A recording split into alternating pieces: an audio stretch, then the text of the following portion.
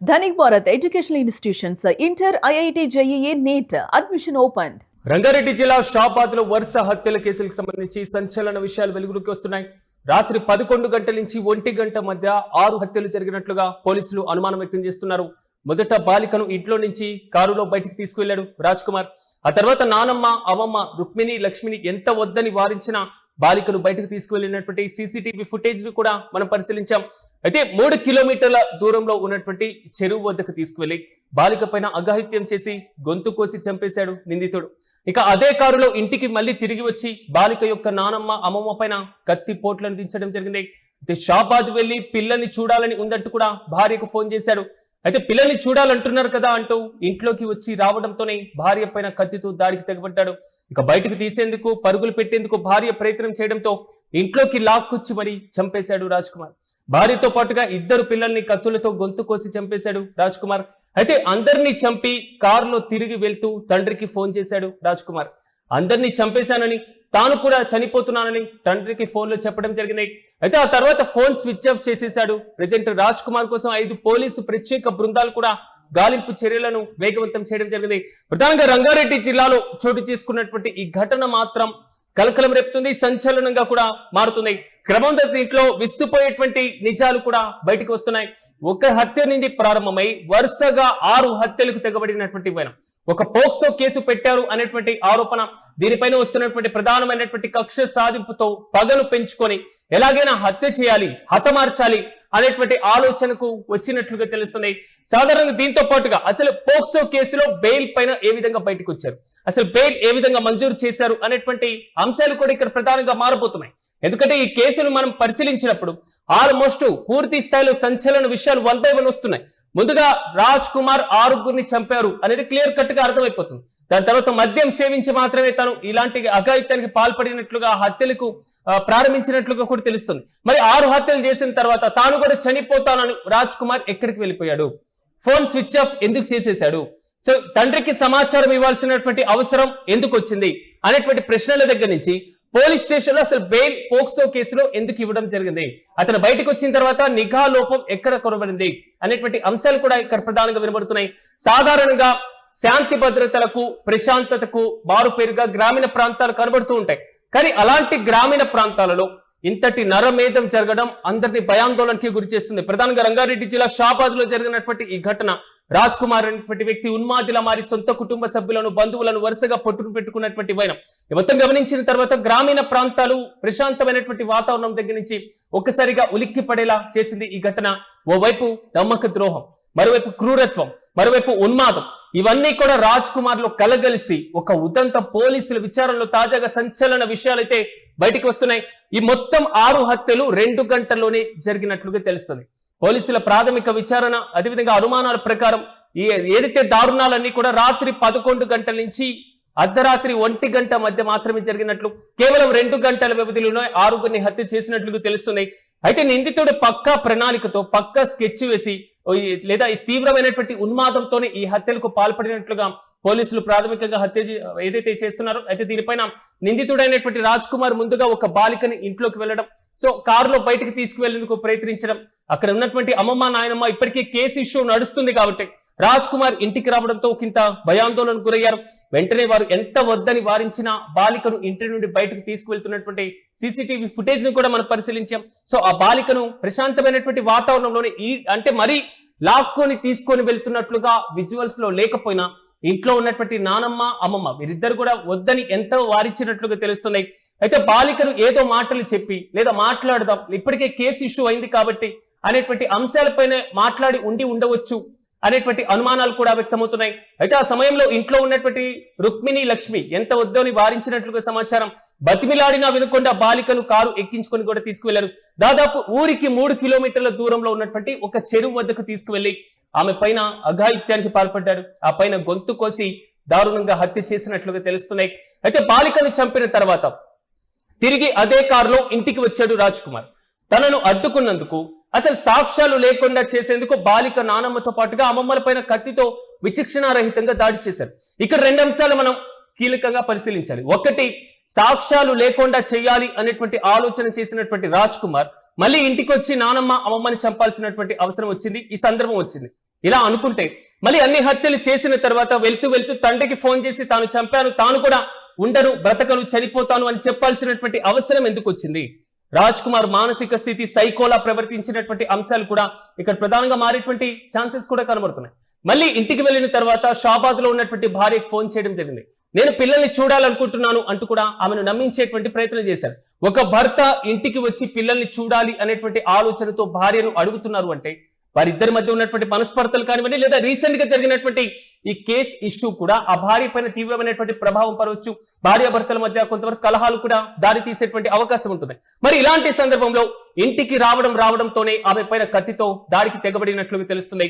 ప్రాణ భయంతో ఆమె బయటికి పరుగులు తీసిన వదలకుండా వెంటాడి మళ్ళీ ఇంట్లోకి లాక్కొచ్చి భార్యతో పాటుగా ఇద్దరు అమాయకపు పిల్లల్ని కూడా కత్తితో గొంతు కోసి చంపాడు ఈ నరరూప రాక్షసుడని చెప్పుకోవాలి ఖచ్చితంగా.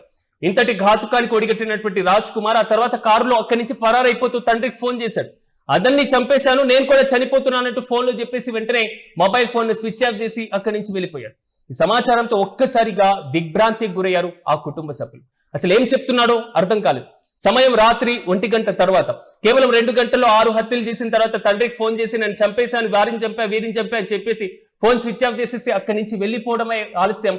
ఆ తల్లిదండ్రులు ఒకంత ఆందోళనకు వ్యక్తం చేయడం జరిగింది. వెంటనే పోలీసులకు సమాచారం ఇచ్చారు. నిజంగా రీసెంట్ గా జరుగుతున్నటువంటి ఈ వరుస కేసుతో వీరు ఇలాంటి అఘాయిత్యానికి పాల్పడే ఉంటాడేమో అనేటువంటి అనుమానంతో పాటుగా ఆలోచన ఆ తల్లిదండ్రులకు వచ్చింది. వెంటనే పోలీసులు కూడా రంగప్రవేశం చేశారు. ఒకే రాత్రి 6 హత్యలు జరగడంతో పోలీసు యంత్రాంగం మొత్తం కూడా అప్రమత్తమైంది. ఘటనా స్థలానికి చేరుకున్నారు. వారు కూడా పరిశీలించారు. పోలీసు ఉన్నతాధికారులు కూడా అక్కడికి వచ్చారు. క్లూస్ టీమ్స్ ద్వారా అక్కడ ఆధారాలు సేకరించారు. పరారీలో ఉన్నటువంటి నిందితుడు ఎవరైతే ఉన్నారో ఆ రాజ్ కుమార్ ను ఎలాగైనా పట్టుకోవాలి అని 5 ప్రత్యేకమైనటువంటి పోలీస్ బృందాలను కూడా ఏర్పాటు చేయడం జరిగింది. ప్రస్తుతం 5 బృందాలు కూడా విస్తృతంగా గాలింపు చర్యలు చేపడుతున్నాయి. అయితే నిందితుడు ఆత్మహత్య చేసుకునేటువంటి అవకాశం ఉందా అనేటువంటి కోణంలో, లేదా ఎక్కడైనా తలదాచుకున్నారా, లేదా పారిపోయేటువంటి ఏదో పక్కా ప్లాన్ తోనే నేను కూడా చనిపోవాలనుకుంటున్నా అనేటువంటి ఏదైనా ఇన్ఫర్మేషన్ ఇచ్చి అక్కడి నుంచి వెళ్ళిపోయాడా అనేటువంటి కోణంలో కూడా గాలింపు చర్యలను ముమ్మరం చేశారు. మొత్తం మీద ఈ షాబాద్ లో వరుసగా జరిగినటువంటి ఈ హత్యల ఉదంతం అసలు సమాజంలో పెరుగుతున్నటువంటి నేర ప్రవృత్తికి, మరికొంగా క్షణికావేశంలో లేదా మానసికంగా త్వరితగతిన ఉన్మాదిగా మారి తీసుకుంటున్నటువంటి నిర్ణయాలు, ఒకరిపైన ఒకరు జరుగుతున్నటువంటి ఘర్షణాత్మకమైనటువంటి వాతావరణం, అసలు చిన్న పిల్లలు లేదా చిన్న బాలికలని చూడకుండా వారిపైన కామ వాంఛ తీర్చుకోవాలనేటువంటి ఆలోచన, కన్న ప్రేగును పక్కన పెట్టి సొంత పిల్లలను భార్య బిడ్డలను కూడా చంపేస్తున్నటువంటి వైరం, ఈ పెద్దలు మరి ముఖ్యంగా అమాయకపు బాలికను అత్యంత క్రూరంగా చంపడం క్షమించరానటువంటి నేరంగాని పరిగణిస్తుంది. మరి ఇలాంటి ఘటనలు పునరావృతం కాకుండా ఉండాలంటే తాజాగా ఈ కేసులో ఉన్నటువంటి మరిన్ని విషయాలు కూడా బయటికి రావాల్సి ఉంది. ఒకటి, ప్రధానంగా ఇక్కడ ఉన్నటువంటి అంశం, పోక్సో కేసులో ఉన్నటువంటి వ్యక్తి బెయిల్ పైన బయటికి ఎలా వచ్చాడు. 2, ఈ కేసుకు సంబంధించి ఇప్పటికీ ఆల్రెడీ విచారణ జరుగుతున్నప్పుడు సదరు బాధితురాలికి కనీసం రక్షణ కల్పించేటువంటి ప్రయత్నం చేశారా చేయలేదా.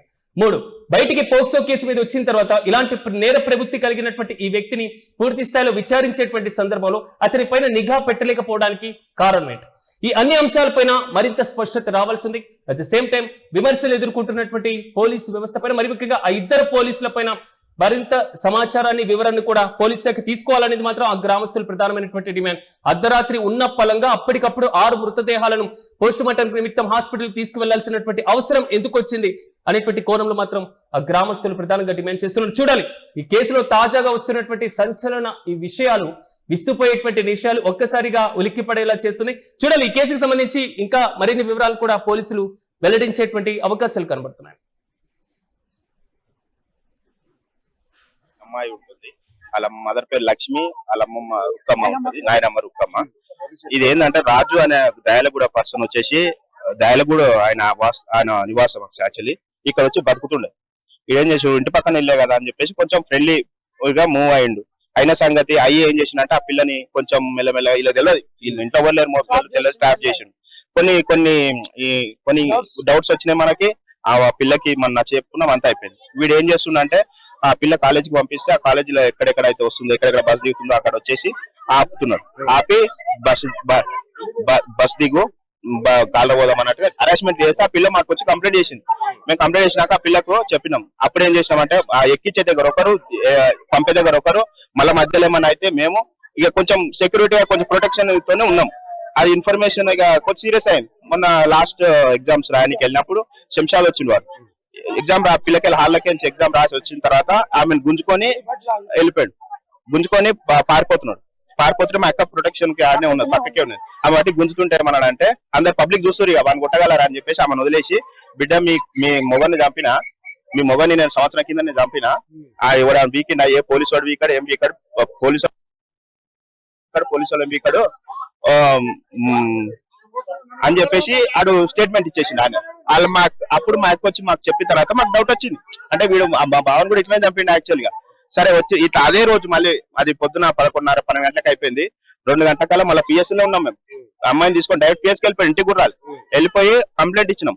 మా అక్క, పిల్ల, మా అమ్మమ్మ, వాళ్ళ నాయనమ్మ, నేను అందరం కలిసి ఇస్తే ఏమన్నారు ఎస్ఐ మన సిఐ గారు కూడా, ఆడు పెద్ద చోర్లంగా నీ లోపల వేస్తా నేను, నువ్వు లైట్ తీసుకో, నువ్వు ప్రశాంతంగా ఉండు అన్నాడు. సరే అని చెప్పేసి ఏమేం కేసులు అయితే పోక్సో కింద కన్వర్ట్ చేస్తామని చెప్పేసి పోక్సో కింద బుక్ చేస్తున్నాం అని చెప్పి చెప్పారు. సరే బుక్ చేసిన రోజు ఆ రోజు కంప్లైంట్ రాసి ఇచ్చినాం. ఇచ్చిన తర్వాత మళ్ళా 16th రోజు ఇచ్చినాం, May 16th కి ఇచ్చిన తర్వాత మళ్ళీ 2 days లో నేను ఏమైంది సార్ దొరికిందా, రిమాండ్ తీసుకున్నారా వాని, రిమాండ్ ఎట్లా మీరు ఎట్లా చేంజ్ చేస్తారు వాని అని అడిగితే వాడు ఇంకా దొరకలేడు. బెయిల్ మీద 2-3 days కే చెప్పిండు నాకు. ఆయన బెయిల్ ఎట్లా వచ్చింది, అది ఫోక్సో కేసు, నువ్వు రిమాండ్ కి తీసుకోలే, కేసు బుక్ చేసినావు, అక్కడ పక్కన వాడేసినావు ఫైల్. ఇంకా నేను ఫోన్ మాట్లాడి తర్వాత బెయిల్ మీద తిరుగుతున్నాడు, దొరికినాగానే మన లోపల వేసుకో ఇక అంటే రమేష్ అన్నట్టు ఆయన ఎస్ఐ ఆయనకి ఇచ్చిన ఫైల్. ఇచ్చిన తర్వాత మళ్ళీ నేను వారం తర్వాత మళ్ళీ వెళ్ళి మీరు ఒకవేళ మీరు తీసుకోకపోతే వాడు షాబాలో తిరుగుతున్నాడు, మా కంట్లో పడ్డాడు, మీకెందుకు దొరుకుతలేడు, నెల అవుతున్నది, ఆల్మోస్ట్ 20 days ఎబో అయింది. ఊరు మొత్తం వస్తుంది వాళ్ళందరూ